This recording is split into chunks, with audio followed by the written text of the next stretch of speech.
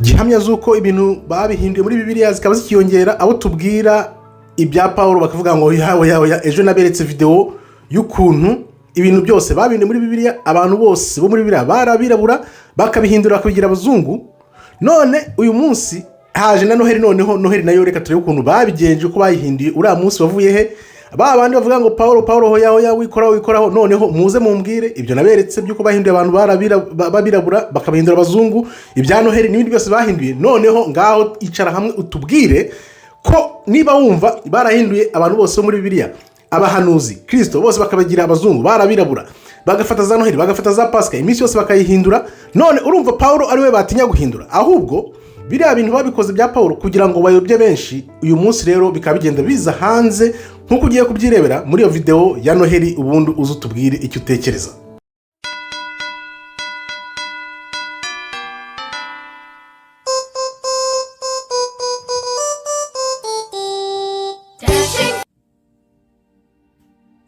Tuganire ku munsi wa Noheli. Nubwo hari ibintu byinshi nagomba gukomeza gukora video, nk'ubutinganyi papa yemeje, ubwoko bw'Imana ni bande, bashikanazi bagize mu gihugu gute, filime ya Boma imaze gusohoka nshyashya, ibyo byose ni ibintu twabiganiraho. Ariko uyu munsi reka tuganire ku munsi wa Noheli.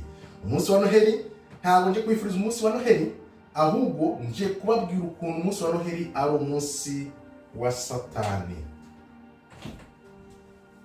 Umunsi wa Noheli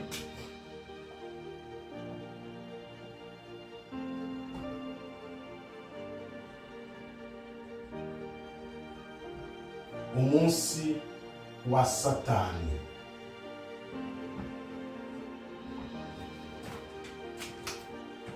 Nzi neza ko bigoye kugira umuntu wabwira cyangwa wumvisha ko umunsi wa Noheli ari umunsi wa Satani. Abantu kubwabo nibo bakwiriye kubyimenyera bakabyumva, kuko nanjye mbibona bwa mbere naravuze ntibishoboka. Ariko uyu munsi ngiye kukwereka ukuntu umunsi wa Noheli ari umunsi wa Satani, nuko byagenze naho byahereye. Ni kwa kundi uvuga uti ibi bintu nakuze mbizi mbibona ibihe byose, nta kuntu ushobora kumbwira ngo ni umunsi wa Satani. Ariko ibimenyetso n'ibintu bigenda biba mu isi biri kutwereka neza ko imigenzo na gahunda za Satani ziri kugenda ziza hanze buhoro buhoro. Ni kwa kundi rero ngo inzira ya benshi izabonwa na benshi, ariko inzira ifunganye izageza muntu ubwami bw'ijuru abazayibona ni bake. Uyu munsi rero ndizera neza urumva ugasobanukirwa neza ukuntu umunsi wa Noheli ari umunsi wa Satani. Reka dutangire.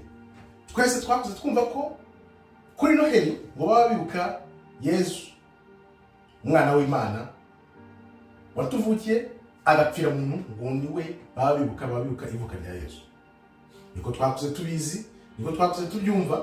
Ariko ntabwo nk'urugero ni gute habuyo yashyiraho umunsi wo kwibuka Ndadaye. Ibyo bintu ni urugero nguhaye rufatika. N'amateka y'ibihugu atwereka ko aba perezida bagiye bavanaho abandi ku mbaraga, ku nabi cyangwa babishe, nta na rimwe bageze bashyiraho umunsi wo kubibuka. Ni gute rero Abaroma bakwica Kristo barangiza bakubwira ngo bari kwibuka Kristo, bari kwizihiza Kristo? Ni ibintu bidashoboka. Ngiye kukwereka neza aho Abaroma bize umutwe wo kwinjirira idini, cyangwa se uko abantu b'Imana basengaga kera, noneho bazaramo umunsi w'abapagani wa Noheli kugira ngo bakomeze bigarurire imbaga nyamwinshi. Kuko tuzi neza ko udafite imyemerere y'abantu mu biganza byawe ntushobora kubakontorora bibaho. Niko rero Abaroma babigenjeje. Bamaze kwica Kristo kubera inyigisho ze zazanaga abantu ku Mana, baravuze bati abantu nta kuntu twabigarurira, reka iri dini ryabo turyinjirire, noneho tubahindure ntibazasobanukirwe. Impamvu niyihe rero? Nuko imyaka yagiye ishira myinshi tutariho, tutari twaza kuri ino si, twakuze dusanga iyo migenzo y'idini. Kuko wibuke Imana itubwira ko idini ni imigenzo ya kera abantu bagiye bahererekana kuva ku bisekuza n'ibisekuza. uyu munsi rero akaba ariko ngiye kwereka neza ntashidikanya kugira ngo nawe ubyibonere ubwawe ukuntu umunsi wa Noheli ari umunsi wa Satani, umunsi w'abapagani, umunsi udakwiye no kwizihiza cyangwa se ntunawugeze mu rugo rwawe kuko ari umunsi wa Satani. Inkomoko y'uwo munsi rero, Abaroma n'ibihugu bya Scandinavia byari bifite umunsi w'abapagani byizihizaga mu kwezi kwa 12 ari amatariki 25. None kuko bari abapagani bose bamaze kwigarurira ubwoko bw'Imana, baravuga bati reka iri dini turi umunsi noneho uzahuza n'imigenzo yacu ya gipagani twizihiza ku matariki ya 25 ariko bizihizaga Tammuz umuhungu wa Nimrod. Ubundi ku itariki 25 z'ukwa 12 biriya bintu mwizihiza muvuga ngo ni umwana Kristo cyangwa ni umunsi wo kwibuka amavuko ya Kristo, muba mwibuka Tammuz umwana wa Nimrod. Ibi ni ibintu bihari wareba ubwawe, ntawe yubyinjiramo cyane, nawe ndaguha bike ugende wishakiriza. Niyo mpamvu uriya munsi w'itariki 25 z'ukwa 12 buriya muba mwibuka mwizihiza ikigirwamana cyanyu Tammuz, ariko noneho binjiye abantu babyitirira Kristo ngo niwe babizihiza. Reka tuze turebe rero ukuntu atari Kristo babizihiza n'ikibyemeza, noneho urebe ukuntu bibabaje. Ejo bundi nibwo naribaje ndavuga nti Abarabu bafite imana yabo, byagize uti kugira ngo Abarabu bagire imana yabo, Abahinde bagire imana yabo, Abashinwa bagire imana yabo, noneho umwirabura n'umuzungu bahuze imana imwe. Byagize uti rero ni ukuvuga ngo umuzungu yigaranzuye umwirabura nk'uko mbibereka ukuntu ubwoko bw'Imana bwataye ingufu, noneho bafata ya migenzo yabo ya gipagani bayizana bayihuza n'idini ry'Imana, ariko twavuga ubwoko bw'Imana kuko Imana ntabwo iri dini, ni ubwoko bw'Imana. Noneho bamaze kubihuza bahabwa imbaraga na bwa bwoko bw'Imana, babuyobora gutyo. Rero bavuga ko abazungu n'abirabura bagize Imana imwe ariko bazanye muri Afrika bakora umuntu iyo zabwonko.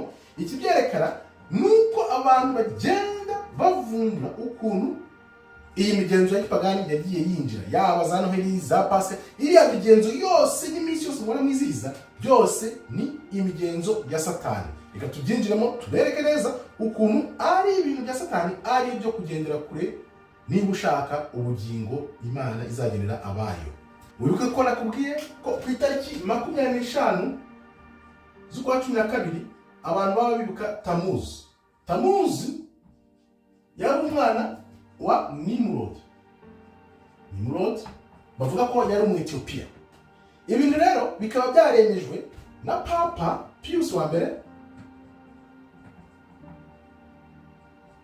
biba byemeje ahagana mu kinyejana cya 4. Nibwo Papa Pius rero yabyemeje uyu munsi wa Noheli ubaye umunsi wo kwizihiza nk'ivuka ry'umwami wacu Kristo, ariko ari amayeri yo kwibuka Tammuz nk'ikigirwamana cyayo mashyanga yanyu.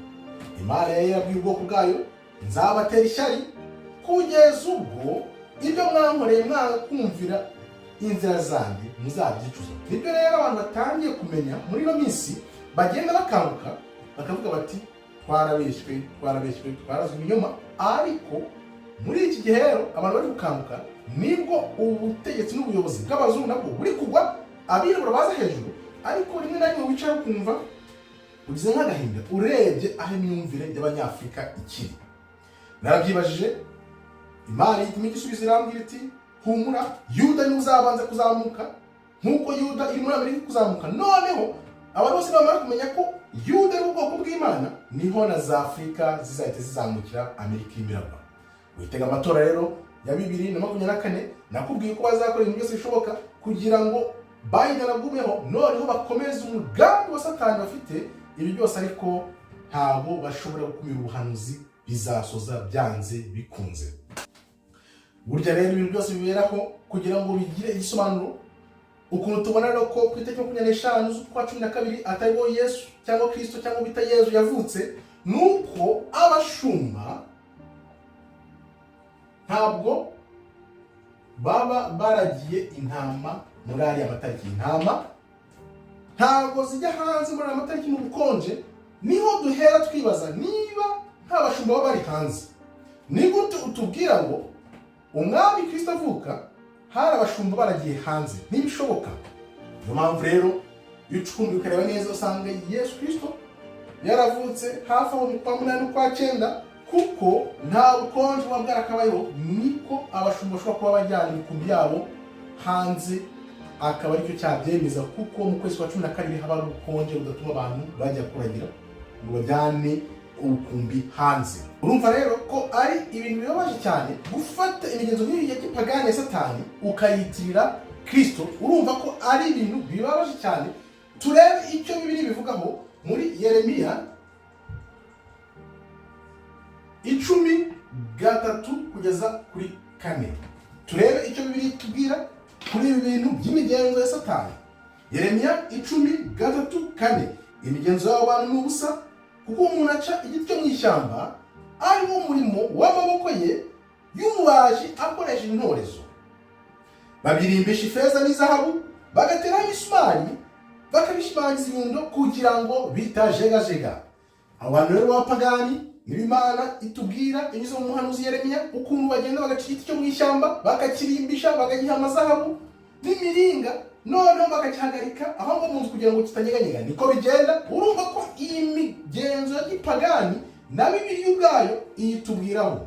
Turavuga tuti rero wahitamo gukomeza guhimbaza iyo minsi uvuga ngo ni umunsi wa Kristo, ariko ari Satani abantu babizihiza, kuko kuri wa munsi w'urubanza Imana yikubaze ikintu wizihizaga cyangwa se warabimenye warabyumvise, uzasubiza iki kuri wa munsi w'urubanza? Tujane rero kugira ngo twereke ukuntu umunsi wa Noheli ari umunsi wa Satani, umunsi wa pagani. Imana itubwira muri Bibiliya Yeremiya 10:3-4. Ubisome, ubirebe neza, ushakishe aho uyu munsi wa Noheli wavuye n'indi minsi yose, none uhugukirwe nuko nguko tuziyambura umubisha watugose, ariko tuzi ko Imana iri bugufi kugira ngo irokore ubwoko bwayo nanone. Murakoze rero, Imana ikomeze barinde. Shalom, shalom, shalom.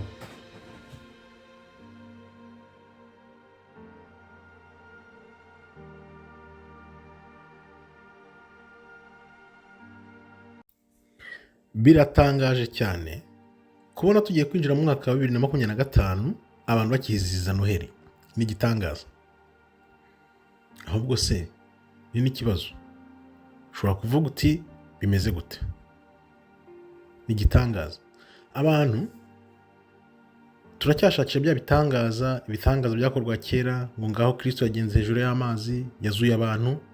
Ariko kubona twinjiye mu mwaka wa 2025 abantu bakizihiza Noheli ni igitangaza. Ibya bindi ijambo ritubwira ngo inzira ifunganye izamunwa na bake. Ibintu twabikozeho video imyaka n'imyaka uko agiye hita. Tukaba tumaze hano nk'imyaka irenga 14 hafi 15 tuzi ko Noheli atari umunsi Kristo yavukiyeho. Kare nibwo nahoze nibaza nti urabona y'abami bimaga mu izano rya kera baravuga ngo umunsi wa mbere w'ukwezi kwa mbere umwami kanaka yarimye, umunsi wa gatanu w'ukwezi kwa munani mu mwaka runaka igihugu iki n'iki ishyanga n'iri ryateye iri n'iri. Ariko se Kristo nk'umwami n'umukiza n'umucunguzi wacu habuze n'ahantu na hamwe muri Bibiliya handitseho ngo ku munsi wa karindwi w'ukwezi kwa karindwi umwami Kristo yaratuvukiye avukira ahanana? Kuki iyo tariki itarimo? Iriya tariki ya 25 z'ukwa 12 yavuye he? Ntabwo tukibyinjiramo cyane ngo tujye kubisesengura, twabikoze amavideo menshi cyane bashaka kuyareba. Ariko uyu munsi cyo nguhamagarira igitangaza nkubwira nawe ushaka kureba ngo utangare, shakisha wibaze uyu munsi wavuye he. Uyu munsi usobanuye iki? Ni gute wemejwe abantu ukajya mu mitwe y'abantu ukaba umugenzo? Uyu munsi wa Noheli abantu bizihiza babiziza iki? Ugamije iki? Ese uramutse usanze atari umunsi w'amavuko wa Kristo nk'uko wabibwiwe, wabigenza ute? Shakisha rero by'uyu munsi ubimenye, ushungure, noneho nzi neza ko uri bwimenyere ukuri. Ureke ibyo nkubwira cyangwa ibyo wumva, fata umwanya. Nizeye neza ko mu gihe kitarenze iminota 30 ubishakisha ubishyizeho umwete n'umutima n'ubwenge bwawe, wahita ubona uyu munsi wa Noheli icyo abantu baba bizihiza, aho wavuye, imigenzo yawo n'impamvu abantu bakiwukurikiza kandi batagombye kuwukurikiza. Ni igitangaza. Ndatangiye mvuga nti ni igitangaza gikomeye. Abantu turacyashakisha bya bitangaza bya kera byabaga, ariko kuba abantu mu mwaka w'ibihumbi 2025 tugiye gutangira bakizihiza Noheli, nta gitangaza kirenze icyo. Kuko na Kristo ubwo agarutse agasanga abantu bakiwizihiza, bamwitirira uwo munsi ngo ni umunsi we, wasanga ari ibintu bisekeje cyane. Nakubwira nti rero, wewe umuntu wumva ushaka gushaka ukuri, inzira y'ukuri, fata umwanya ushakishe uyu munsi wa Noheli wavuye he, abantu baba bizihiza iki kuri uwo munsi bavuga ngo ni wa Noheli. Ese kutawubona muri Bibiliya? N'ibindi byinshi cyane nakubwira. Uriya munsi bavuga, iriya tariki haba hari ubukonje, nta ntama zajyaga hanze ngo abashumba bajye kuragira. Urumva ko n'ibintu bafifitse barabibeshya. Byishakire urebe icyo bimenyesheje, noneho umenye ukuri, kwa kuri kuzakubatura. Icyo nzi cyo nuko abantu benshi bari kugenda bakanguka bamenye iby'uyu munsi, ariyo mpamvu usanga hirya no hino bakubwira ngo uyu munsi ni umunsi wa Satani, ariko byishakira ubwawe ubimenye, ari we wenyine ubyihishuriwe. Numara kubimenya noneho ubisangize n'abandi, niko abantu bazagenda babohoka buhoro buhoro. Ariko mu gihe kitari kirekire tuzi neza ko abantu bazamenya ukuri kuza hanze, noneho bashakishe koko kuri nyakuri kuzabature, kubazane mu nzira y'urumuri, urumuri rubajyana ku mwami Kristo, umwami nyamwami, atari ibintu uri burebe nawe usobanukirwe urebe ibyabyo. Numara kubisobanukirwa nibwo ureba ko koko impamvu abantu batabona inzira ifunganye, ahubwo bakurikira banyamugiyo bigiye, bagakurikira inzira yagutse, abo nibo bazagenda bakajya mu irimbukiro. Ntuzajye mu irimbukiro rero, shakisha iby'uyu munsi. Numara kubimenya neza, nzi neza ko uri bufate icyemezo n'umwanzuro bidakuka. Murakoze rero, Imana ikomeze ibarinde. Shalom, shalom, shalom. Toda haba, tov meyod.